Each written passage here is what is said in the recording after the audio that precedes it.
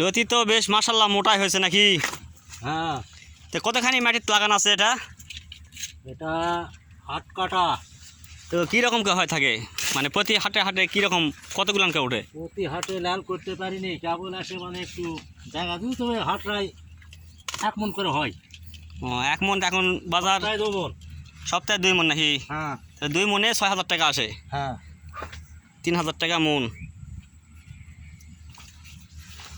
তাতে ধানের থেকে পড়তে আছে নাকি? অনেক পড়তা। আপনার ধান হবে যায় ধরলেন 8 কাঠা মাটিতে 8 মন, আর সেই জায়গা 16 দোকানে 32 মন ধান কেনেও পুরাবে না।